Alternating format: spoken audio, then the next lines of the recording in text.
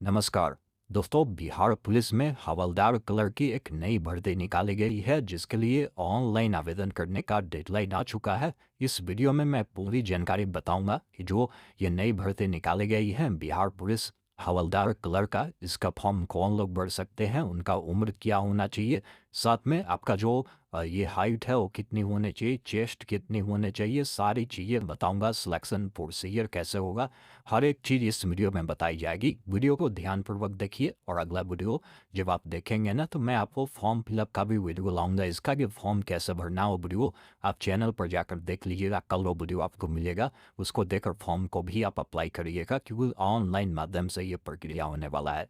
अभी आप देख पाएंगे मैं ऑफिशियल वेबसाइट पर हूँ और यहीं पर देखेंगे ना एक ऑप्शन मिलता है होम गार्ड का, जिस पर आप क्लिक करेंगे तो 1 जनवरी 2026 के डेट में लिंक जारी किया गया है। यहाँ पर एडवर्टाइजमेंट दिए गए हैं और यहाँ पर ऑनलाइन अप्लाई का भी लिंक दिया गया है। ऑनलाइन आवेदन जो स्टार्ट होंगे 2 जनवरी से स्टार्ट होंगे और यही सब डिटेल एडवर्टाइजमेंट को भी डाउनलोड कर सकते हैं।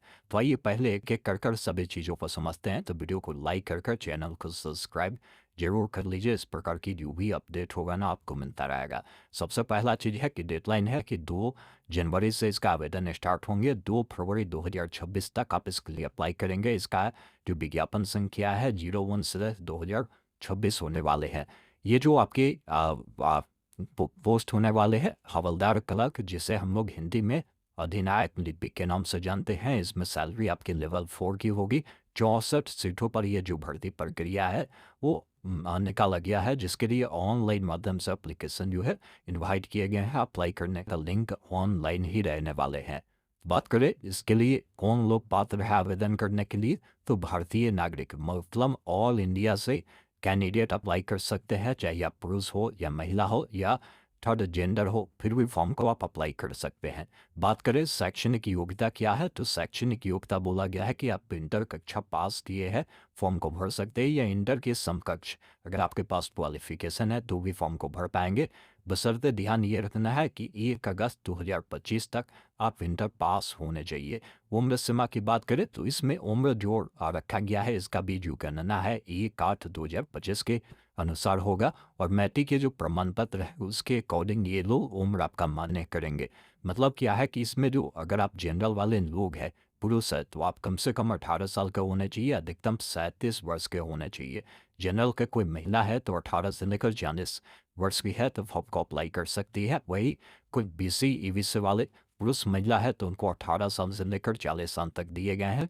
SC ST के कोई पुरुष या महिला अभ्यर्थी है तो उनको 18 से 42 वर्ष दिया गया है, इस बीच का भी है तो फॉर्म को भर पाएंगे और उम्र सीमा में जो छूटे होता है ना वो आपको दिए जाएंगे।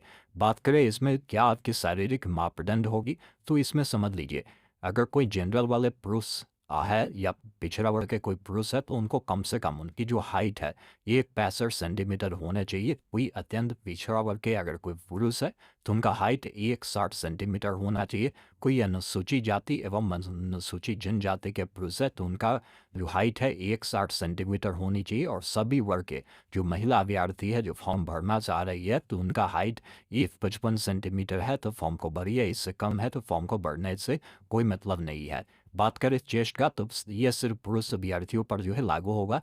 अगर आप जनरल वाले पुरुष है या पिछड़ा वर्ग अत्यंत पिछड़ा वर्ग वाले पुरुष है तो बिना फुलाए आपकी जो सीना है वो 81 सेंटीमीटर होना चाहिए, फुलाकर 86 सेंटीमीटर होना चाहिए और 5 सेंटीमीटर का जो गैप है ये होना चाहिए। वही बात करें कोई अनुसूचित जाति अनुसूचित जनजाति के पुरुष अभ्यर्थी है तो इनको बिना फुलाए जो है 79 सेंटीमीटर, फुलाकर 84 सेंटीमीटर होना चाहिए, ये ध्यान रखिएगा।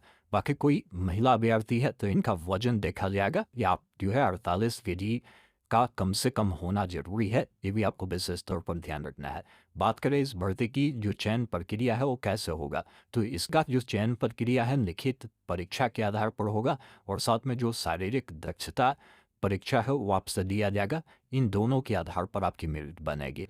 देखिए यहाँ पर बोला गया है लिखित जो परीक्षा आपकी होगी ना, तो इस लिखित परीक्षा में मान लीजिए जितने भी कैंडिडेट फॉर्म को भरे जिनका आवेदन सही पाया जाता है तो वैसे लोगों का लिखित परीक्षा जो है विभाग आयोजित करेगी। लिखित परीक्षा का जो सिलेबस होगा बिहार विद्यालय परीक्षा समिति की जो 10वीं कक्षा की जो सिलेबस है ना उसके आधार पर होगा, जिसमें हिंदी, इंग्लिश, गणित, सामाजिक विज्ञान और विज्ञान और यहाँ पर बोला गया है कि सामान्य ज्ञान में समसामयिक जो मामले हैं इससे संबंधित जो प्रश्न है वो पूछे जाएंगे। इन टॉपिक से प्रश्न रहेंगे। लिखित परीक्षा जो होंगे ये 100 अंकों के होंगे। प्रश्न पत्र जो होंगे ये इसके लिए 2 घंटे की जो है अवधि मिलेगी। 100 प्रश्न होंगे।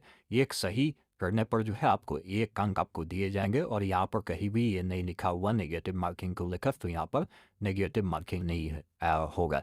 इसके बाद बात करें यहाँ पर देखिए जो प्रश्न ये मतलब जो एग्जाम होगा तो उसका जो आंसर है OMR शीट पर आपको देना होगा। मतलब ऑफलाइन माध्यम से इसकी परीक्षा होगी। लिखित परीक्षा में कम से कम 30% अंक लाना अनिवार्य है। इससे कम अगर आप लाते हैं तो फेल माने जाएंगे। और 30% से कम आता है तो आपकी शारीरिक दक्षता जो परीक्षा होगी ना उसमें भी आपको नहीं शॉर्ट लिस्टेड किए जाएंगे, ये भी ध्यान रखिएगा।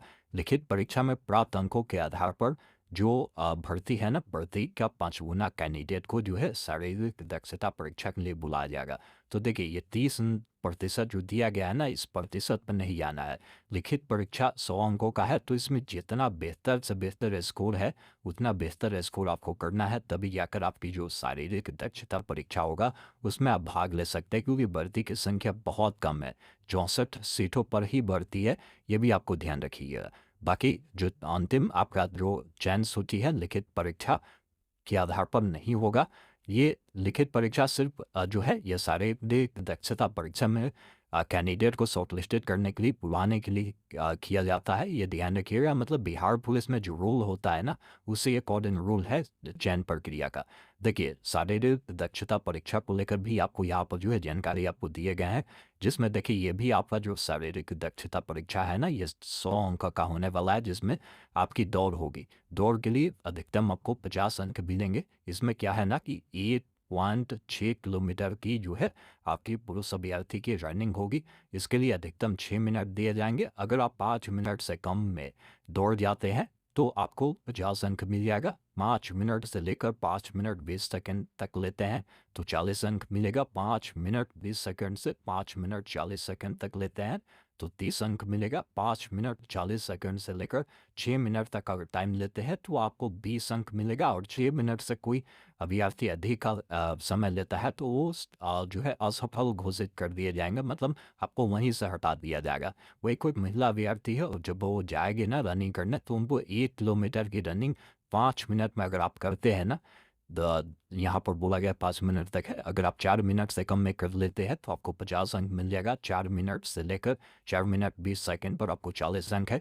वही 4 मिनट 20 सेकंड से 4 मिनट 40 तक जो है आपको मिलेगा 30 अंक। इसके अलावा जो है 5 मिनट से अगर आप अधिक समय लेते हैं तो असफल घोषित कर दिए जाएंगे। ये चीज़ें आप देख लीजिएगा। फिर गोला फेंक होगा, ये 25 अंकों का होगा। गोला जो होगा ये 16 पाउंड का होने वाला है। 16 फीट फेंकना होगा। तो आप का जो नंबर है उसी अकॉर्डिंग यहाँ पर बताया गया कि किस पर कितना मिलेगा, वो चीज़ें आप यहाँ पर देख लेंगे। फिर आपकी ऊंची कूद जो होगी ये जो होगा ये 25 अंकों का होने वाला है, जिसमें आपको बोला गया कि न्यूनतम 4 फीट जो है आपको फेंकना होगा। इसके अलावा देखिए सभी फुटी के जो महिला अभ्यर्थी हैं इनके लिए जो है 3 फीट जो है ये गोला फेंक रहने वाले हैं।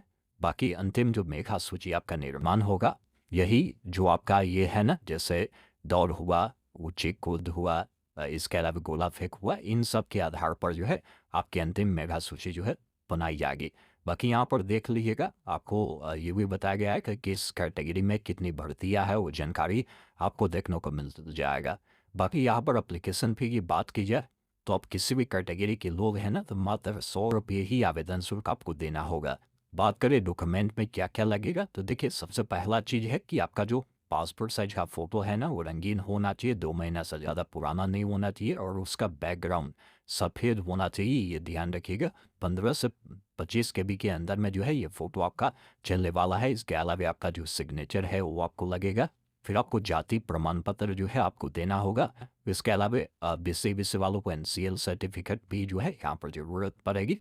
यही सारे डॉक्यूमेंट है जो आपको देने होते हैं। तो बाकी मैं जो है कल इसका एक फॉर्म फिलअप की वीडियो ला रहा हूँ जिसको आप देख लीजिएगा। उसमें सारी चीज़ें मैं बताऊंगा कि फॉर्म को आप कैसे भर पाएंगे। बाकी इस नोटिफिकेशन को डाउनलोड करने का लिंक मैं दे दिया हूँ डिस्क्रिप्शन में, जाकर आप उससे डाउनलोड कर लीजिए और फॉर्म फिलअप का वीडियो देखकर ही फॉर्म को आप अप्लाई करिएगा, कोई मिस्टेक आपसे नहीं होगी। तो वीडियो को शेयर करना मत भूलिए, चैनल को सब्सक्राइब आज ही कर ले ऐसे लेटेस्ट अपडेट के इंफॉर्मेशन के लिए। धन्यवाद। जय हिंद।